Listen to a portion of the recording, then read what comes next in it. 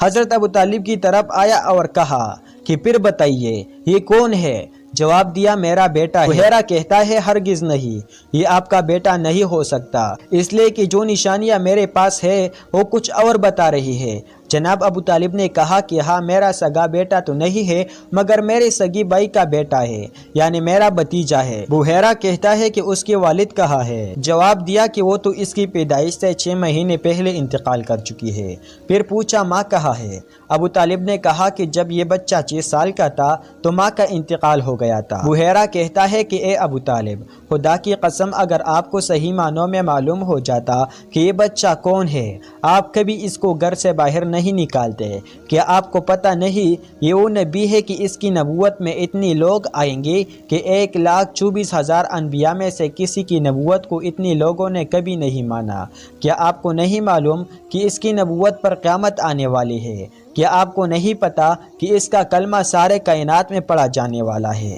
ابو طالب کہتے ہیں کہ مگر اس سے بچی کو گھر میں بٹھانے کا کیا تعلق؟ کہا کہ ساری دنیا کی یہودی اور عیسائی اس بچے کے تلاش میں ہے اور اگر وہ اسے پا جائے تو ایک لمحے کے لیے زندہ نہ رہنے دے۔ میں آپ کو پھر نصیحت کرتا ہوں کہ آپ اس بچے کو گھر واپس بھجوا دیجئے اور خبردار اس کو باہر نہ نکالے جب تک یہ اعلان رسالت۔ بسم اللہ الرحمن الرحیم۔ محترم ناظرین السلام علیکم ورحمۃ اللہ۔ نبی اکرم صلی اللہ علیہ وسلم کی عمر 8 سال 8 ماہ تھی جب آپ کے دادا حضرت عبد المطلب کا انتقال ہوا۔ دادا کے انتقال کے بعد آپ اپنی چچا حضرت ابو طالب کی کفالت میں آ گئے اور 25 سال کی عمر تک ان کے ساتھ ان کی گھر میں رہے۔ اس دوران 10ویں یا 11ویں سال کے پیغمبر حضرت محمد صلی اللہ علیہ وسلم تجارت کے سفر میں اپنی چچا ابو طالب کے ساتھ شام گئے۔ جس وقت حضرت ابو طالب نے تجارت کے لیے شام جانے کا ارادہ کیا، اس وقت عرب میں انتہائی گرمی پڑ رہی تھی۔ بالخصوص مکے سے شام تک کا راستہ انتہائی گرم راستہ تھا، مگر تجارت کے اعتبار سے بہترین موسم تھا اور سفر کے لحاظ سے بدترین موسم تھا۔ حضرت ابو طالب کی اوپر پورے خاندان کی ذمہ داری تھی، بلکہ خانہ کعبہ میں آنے والے مہمانوں کا سارا خرچہ بھی جناب ابو طالب برداشت کرتے تھے، اس لیے تجارت کے سفر پر جانا ضروری تھا۔ حضرت ابو طالب تجارت کے سفر کی تیاری کر رہی ہے۔ خاندان کی بزرگ یہ دیکھ کر حیران ہو گئی کہ ابو طالب کی تیاری اس طرح ہے کہ جیسے اپنی بھتیجی کو بھی اپنے ساتھ لے جانا چاہ رہا ہے۔ خاندان کے افراد ایک دفعہ گھبرا گئے اور کہا کہ اے ابو طالب، کیا ارادہ ہے تمہارا؟ کیا اپنی یتیم بھتیجے کو بھی اپنے ساتھ لے جاؤ گے؟ حضرت ابو طالب نے کہا بے شک۔ خاندان کے بزرگ کہتے ہیں کہ یہ کیا کر رہے ہو؟ راستہ اتنا خطرناک ہے کہ جوان آدمی کے لیے یہ راستہ طے کرنا بہت مشکل ہو جاتا ہے، اور کہا 10 یا 11 سال کے بچے کو تم اتنی زحمت اور پریشانی میں لے کے جاؤ گے؟ صحرائی راستہ ہے، پانی نہیں ملتا، گرمی انتہائی شدید ہوتی ہے، چوروں اور ڈاکوں کا خطرہ ہوتا ہے، سواری کے جانور راستے میں گر کر مرتی ہے، اپنی بھتیجی کو اس زحمت میں کیوں مبتلا کرتے ہو؟ حضرت ابو طالب نے کہا کہ کچھ بھی ہو جائے میں اپنی بھتیجی کو اپنے ساتھ ہی لے کے جاؤں گا۔ کیا تمہیں پتہ نہیں کہ میرے لیے اب میرے جان سے زیادہ قیمتی میرا بھتیجا ہے، اور اسی وقت میرے دل کو اطمینان اور سکون ہوگا جب میرا بھتیجا میرے ساتھ ساتھ رہے۔ یہ ایک امانت ہے کہ جو میرے سپرد کی گئی ہے۔ یہاں کون ہے کہ جس کے حوالے میں اپنا بھتیجا کر کے جاؤ؟ جناب ابو طالب کا عزم اور ارادہ دیکھ کر خاندان کے لوگ خاموش ہو گئے۔ حضرت ابو طالب نے پیغمبر اسلام کو لے جانے کا ارادہ کر لیا کہ ان کا یہاں چھوڑ کر جائے تو دشمنوں کا خوف اور خطرہ ہے، خاندان والے کتنی ہی حفاظت کرے مگر وہ تو اس طرح حفاظت کریں گے جیسے بزرگ بچوں کی حفاظت کرتی ہے۔ اور حضرت ابو طالب کو معلوم ہے کہ یہ ایک عام بچہ نہیں ہے کہ ان کا عام بچے کی حفاظت اس طرح کی جاتی ہے کہ کہیں راستہ نہ بھول جائے، کوئی جانور حملہ نہ کر دے، اور زیادہ سے زیادہ یہ کہ کوئی اغوا کرنے والا اٹھا کر نہ لے جائے۔ مگر اس طرح تو حفاظت نہیں ہو سکتے کہ یہودی، عیسائی اور کاہن سب دشمن ہے، ان سب سے بچے کو بچانا ہے۔ اس طرح بچے کی حفاظت کون کرے گا؟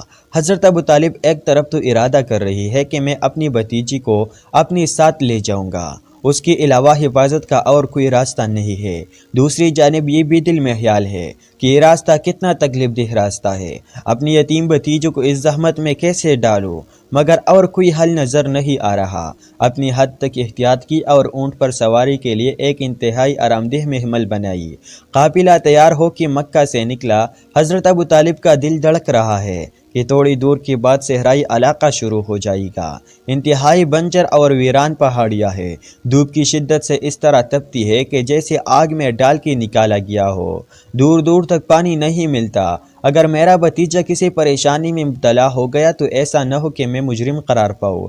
لیکن تھوڑی دور یہ قافلہ گیا تھا، حضرت ابو طالب کی پریشانی حیرت میں بدلنے لگے کہ یہ آج کیا واقعہ پیش آ رہی ہے۔ چاروں طرف انتہائی شدید گرمی ہے، مگر میرے بھتیجے کے سر پہ بادلوں کے ایک ٹکڑا اس انداز سے آ کے سایہ کر رہا ہے کہ اس کی رحمت کے سائے میں سارا قافلہ آ چکا ہے۔ پروردگار عالم کا وہ رسول جیسے رحمت للعالمین بننا ہے، اس کو یہ سہولت بھی مل رہی ہے، تو اکیلے پیغمبر اسلام اس کا حصہ نہیں لے رہے، سارے ساتھیوں کو شریک کر رہی ہے۔ بادلوں کا ٹکڑا پوری قافلے کے سر پہ سایہ کر رہا ہے، اور سایہ بھی ایسا کہ انتہائی ٹھنڈی ٹھنڈی ہوا اس طرح نکل رہی ہے کہ جیسے سر کے اوپر برف کا ٹکڑا چلا جا رہا ہے۔ گرم موسم اور تپتی ہوئی دھوپ میں اگر کسی کو ایسا مقام مل جائے، اس سے پوچھے گا کتنا لطف و مزہ آتا ہے۔ سارا قافلہ حیران ہے، البتہ قافلہ یہ سمجھ نہیں پا رہا کہ اس کا سبب کون ہے۔ ابو طالب کو تو پتا ہے کہ اس کا سبب کون ہے۔ ابو طالب کو اطمینان ہوا کہ دل میں جو خیال آیا تھا وہ کتنا غلط تھا۔ میں یہ سمجھ رہا تھا کہ بچے کی حفاظت مجھے کرنا ہے، یہ تو ذہن سے نکل ہی گیا کہ خدا کا نمائندہ ہے، اس کی حفاظت اللہ رب العزت کرے گا۔ اگر یہ کسی قافلے میں بھی جائے تو قافلے والوں کا احسان اس پر نہیں ہوگا، بلکہ اس کی وجہ سے سارے قافلے والوں کو رحمتیں ملے گی۔ اب یہ قافلہ چلا۔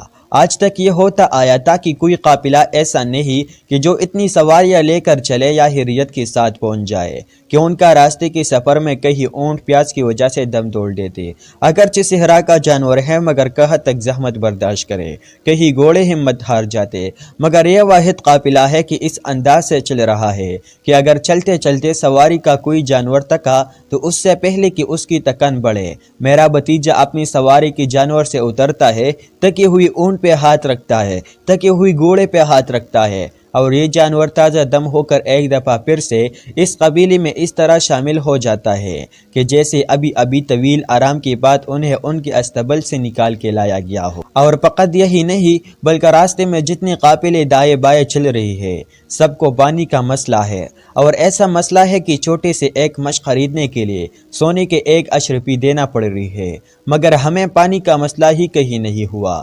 جہاں ہم جاتے ہیں شام کے وقت آرام کرنے کے یا دوپہر کے وقت کچھ دیر سانس لینے کی ضرورت پڑتی ہے۔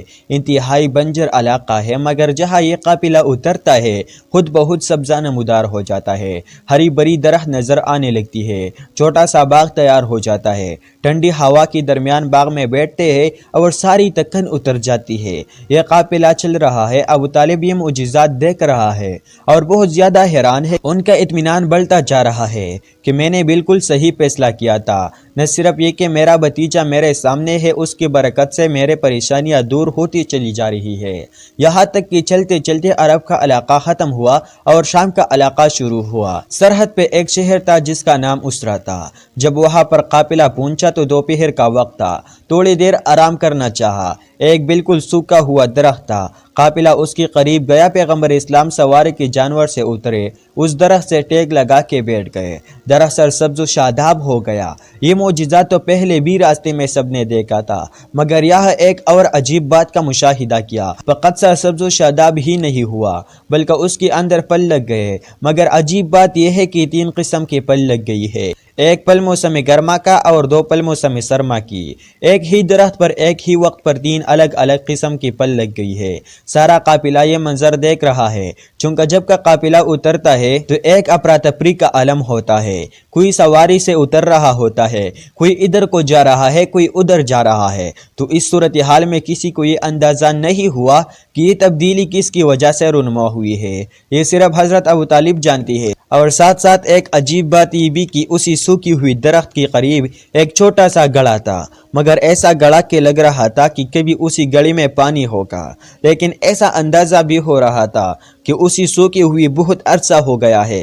ادھر درخت سرسبز ہوا اور ادھر اس گڑھے میں پانی جاری ہو گیا اور بہنے لگا۔ اس کے قریب ہی ایک عبادت گاہ بنی ہوئی تھی جو کہ بحیرہ نام کی ایک راہب کی تھی۔ یہ راہب تمام عیسائیوں میں مانا ہوا راہب تھا، انتہائی مقدس، پرہیزگار اور انتہائی عبادت گزار، سالوں سے آج تک ہی اپنی عبادت گاہ سے باہر نہیں نکلا تھا۔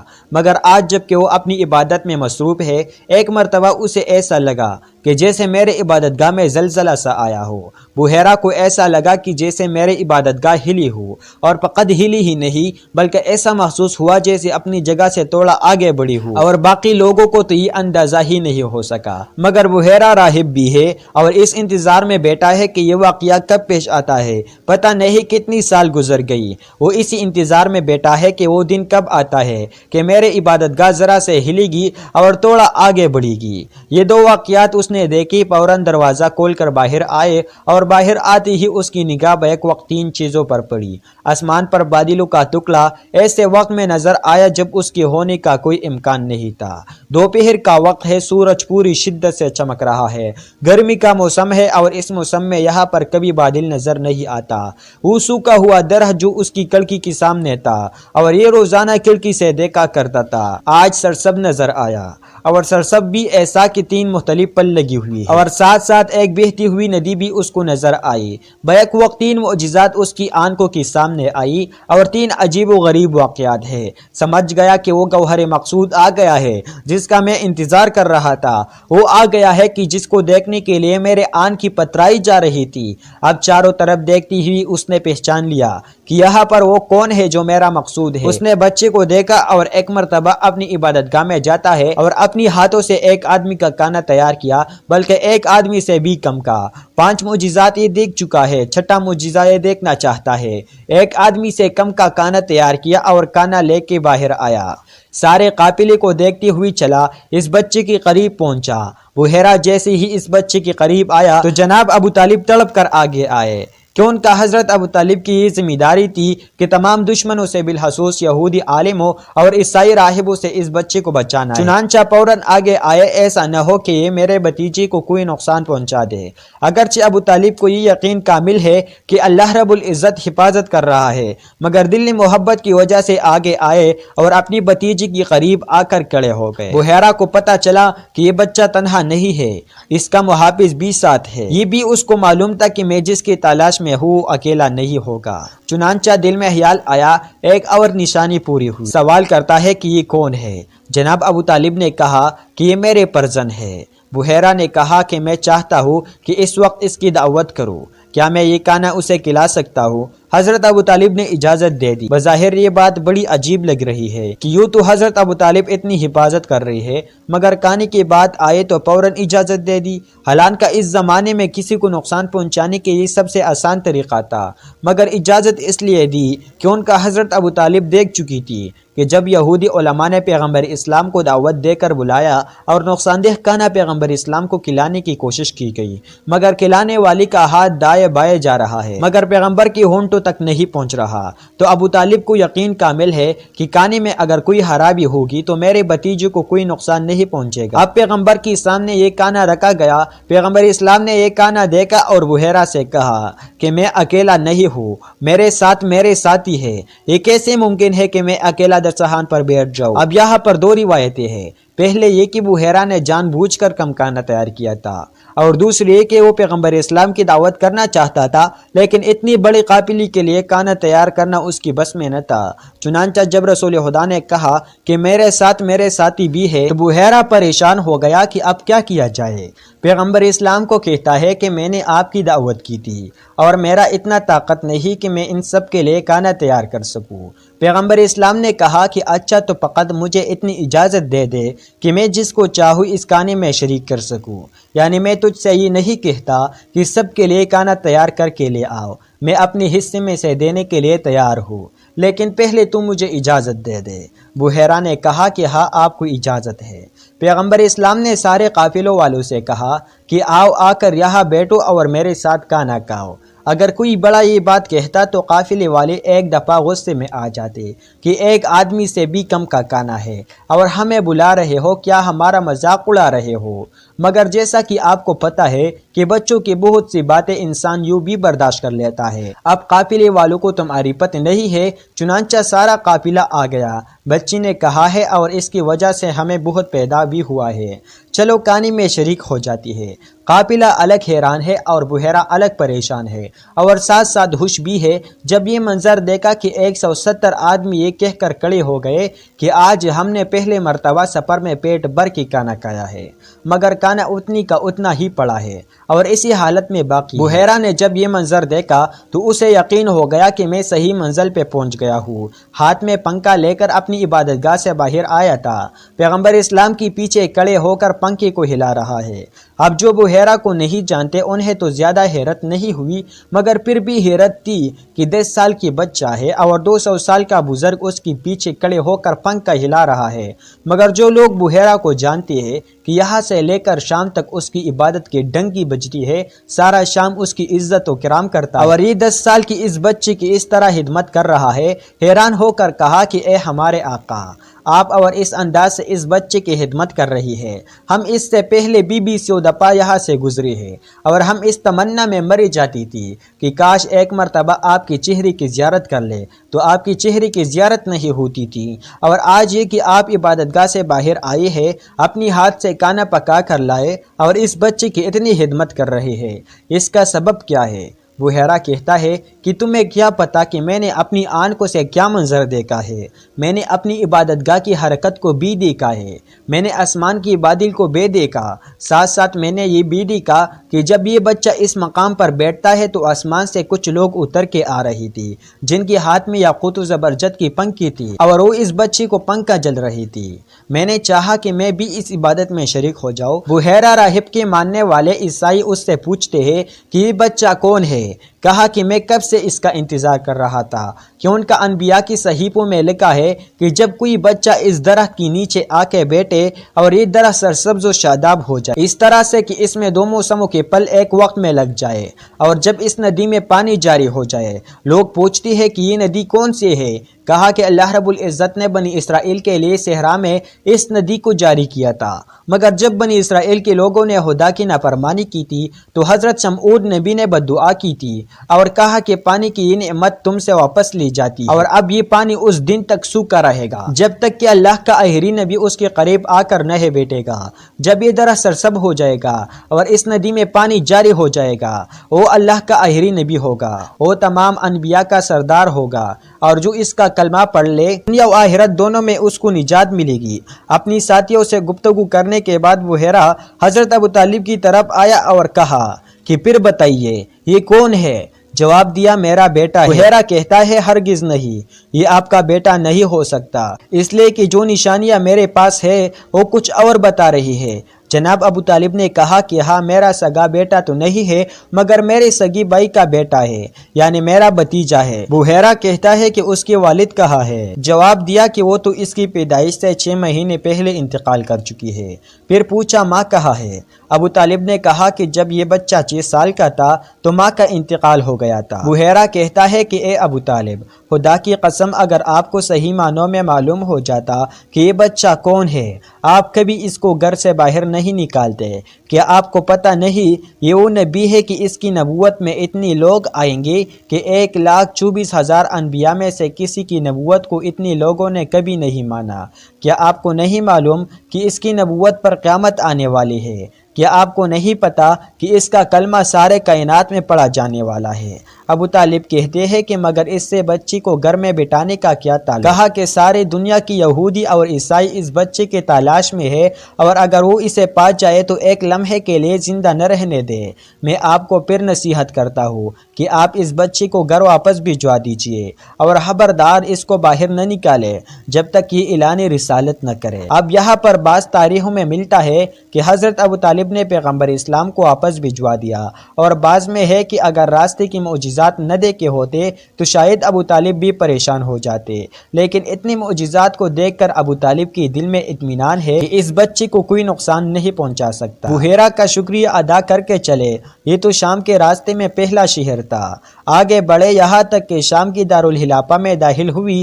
حضرت ابو طالب کہتا ہے غالباً پروردگار عالم نے شام والوں پر یہ حجت تمام کرنا تھی، چنانچہ جب میرا بھتیجا شام کے اس شہر میں داخل ہوا تو مجھے خود ایسا لگا کہ جیسے اس شہر میں آسمان سے چوتویں کا چاند اتر کے آ گیا، کہ ان کا پوری شہر میں ایک روشنی پھیل گئی، اور ایسے روشنی کے سارے لوگ اپنی گھروں سے نکل کے آ گئے، اور یہ دیکھ کر حیران رہ گئے کہ مکے سے آنے والے قافلے میں ایک نوجوان ہے جس کے چہرے سے نکلنے والا نور سارے شہر کو جگمگا رہا ہے۔ اب سارا شہر اس کی گرد جمع ہو گیا۔ یہ بڑا شہر ہے، ساری دنیا کے قافلے آتی ہے، مگر ہر قافلے کو مسئلہ ہوتا ہے، لیکن یہاں الٹا معاملہ ہو گیا ہے۔ اس سے پہلے کہ یہ لوگ اپنا سامان بازار میں پیش کرے، سارا شہر نکل کر ان کے پاس آ گیا، اور نتیجہ یہ نکلا کہ کڑی کڑی ان کا سارا سامان تجارت فروخت ہو گیا، یہاں تک کہ اس قافلے کو 1 مہینے رہنا پڑتا تھا، لیکن اس دفعہ صرف 3 دن کے اندر اندر سامان فروخت کر کے اور نئے سامان لے کر چلے جو یمن کے راستے آگے بھجوانا تھا۔ شام کے پہلے شہر میں بھی عیسائی راہب ملا تھا، اور اس شہر میں بھی عیسائیوں کا سب سے بڑا راہب آیا ہوا تھا، جیسے آج کل پوپ ہوتا ہے۔ اس کا نام نستورہ تھا، وہ بھی اس دن موجود تھا جس دن یہ چاند جیسے روشنی پھیلے تھے۔ وہ پیغمبر اسلام کے چہرے کو دیکھ کر ایسا متاثر ہوا کہ 3 دن تک پیغمبر اسلام کے قدموں میں بیٹھا رہا، یہاں تک کہ جب رات کو آرام کرنے کے لیے لوگ چلے جاتے تو وہ گھر نہیں جاتا تھا، وہ رسول کے دروازے کے سامنے زمین پر لیٹ جاتا تھا۔ یہ عام آدمی کی بات نہیں ہے، نستورہ راہب کی بات ہے، جو شامیوں کا سب سے بڑا راہب ہے، اور شام عیسائیوں کا سب سے بڑا مرکز تھا۔ 3 دن گزر گئے، زبان سے کچھ کہہ نہ سکا۔ تیسرے دن اسے ایسا لگا کہ اب اس کی زبان میں حرکت کی طاقت پیدا ہوئی ہے۔ وہ حضرت ابو طالب کے پاس گیا، کہا کہ صرف ایک اجازت چاہتا ہوں، اور وہ اجازت یہ ہے کہ اس جوان کی کاندھی سے ذرا کرتا ہٹانا۔ جناب ابو طالب نے 3 دن اس کا جذبہ دیکھا تھا، اس لیے کرتا ہٹایا۔ مہر نبوت پر اس کی نگاہ پڑی تو بے اختیار ٹوٹ پڑا اور مسلسل وہ سے لینے لگا، اور اس راہب نے جلدی سے مہر نبوت کو چھپایا اور ابو طالب سے کہا کہ خبردار، آئندہ نہ اسے کبھی مکہ سے باہر لانا، نہ مکے میں کسی کو یہ مہر نبوت دیکھنے دینا۔ اگر کسی اور نے اس مہر نبوت کو دیکھ لیا تو اس بچے کی جان بچنا بہت مشکل ہے۔ اس قافلے میں کچھ لوگ اور تھے، یہ کہہ رہے تھے کہ ہم اس قافلے میں تھے، مگر ہمارا گروہ ذرا الگ تھا۔ سارے شہر کے لوگ تو پیغمبر اسلام اور نستورہ راہب کی طرف مصروف تھے، یہ اس سب کو چھوڑ کر شہر کے باہر گھومنے لگے۔ شہر کے باہر جو ہم گئے تھے، ہم نے دیکھا کہ کچھ اتنی کمزور قسم کی عبادت گزار بندے نظر آئے کہ جن کے چہرے کمزوری کی وجہ سے اتنی زرد تھے کہ ایسا لگ رہا تھا جیسے کسی نے زعفران مل دیا ہو، اور عبادت کی وجہ سے ان کے چہرے پر ایک نور تھا۔ انہوں نے ہمیں دیکھا تو پوچھا کہ مکی کے قافلے میں آئے ہو؟ ہم نے کہا کہ ہاں، اسے قافلے میں آئے ہیں۔ کہا کہ ہمارے ساتھ ہمارے عبادت گاہ میں چلو۔ ہم نے کہا کہ تمہارے عبادت گاہ سے ہمارا کیا تعلق؟ کہنے لگے کہ تمہارا نقصان کیا ہے، عزت و احترام ملے گا، ہم تمہارے خدمت کریں گے۔ ہم نے بھی سوچا کہ چلو جانے میں کیا حرج ہے۔ وہاں گئی اور عبادت گاہ میں داخل ہوئی تو ہم نے دیکھا کہ بہت سارے عبادت گزار بندے بیٹھے ہیں، اور ان سارے عبادت گزار بندوں کے بیچ میں ایک ایسا مقدس آدمی بیٹھا ہے کہ ہمارا دل اس کی طرف کھینچنے لگا۔ ہم اس کے قریب گئے، اس نے ہمیں غور سے دیکھا، پھر ایسا لگا جیسے مایوس ہو گیا ہو، جیسے اسے کسی اور کا انتظار تھا، اور اپنی ساتھیوں سے کہنے لگا کہ میں تمہیں اتنے دنوں سے ایک کام کہہ رہا ہوں اور تم میرا اتنا سا کام نہیں کر پائے۔ اس کے ساتھی کانپنے لگے کہ آپ ہم سب کے آقا و سردار ہیں، مگر ہمیں مکے کے قافلے کے یہ نوجوان ملے تو ہم انہیں لے کر آ گئے۔ اس نے ہمیں دیکھا، کہا مکے سے آئے ہو؟ ہم نے کہا ہاں۔ پوچھا کس خاندان سے تعلق ہے؟ ہم نے کہا خاندان عبد الشمس یعنی بنی امیہ سے۔ یہ سن کر وہ مایوس ہو گیا، کہا کہ مجھے تم سے کوئی کام نہیں، بتاؤ کیا تمہارے ساتھ خاندان بنو ہاشم کا بھی کوئی فرد ہے؟ ہم نے کہا ہاں ہے۔ کہا کہ اس میں کوئی بچہ بھی ہے؟ ہم نے کہا کہ ایک بچہ ہے، مگر اس کی کیا تذکرہ کرنا، ہمیں تو اس کا نام بھی نہیں آتا، اس کو ہم یتیم عبد المطلب کہتے ہیں۔ بس اتنا سننا تھا کہ وہ عیسائی راہب اپنی رانوں پر ہاتھ مار کر اچھل پڑا، کتاب کو بند کیا، یسوع مسیح اور مریم کی قسم، اس آیت کا خاتمہ ہو گیا۔ آج دن عیسیٰ کو زوال آ گیا، اب اس دن کو مٹ جانا ہے، اور تڑپ کے کڑا ہو گیا۔ انتہائی بے چینی کے عالم میں ہمارے قریب آیا اور کہا کہ کیا ایک مرتبہ اس بچے کی جھلک ہمیں دکھا سکتے ہو؟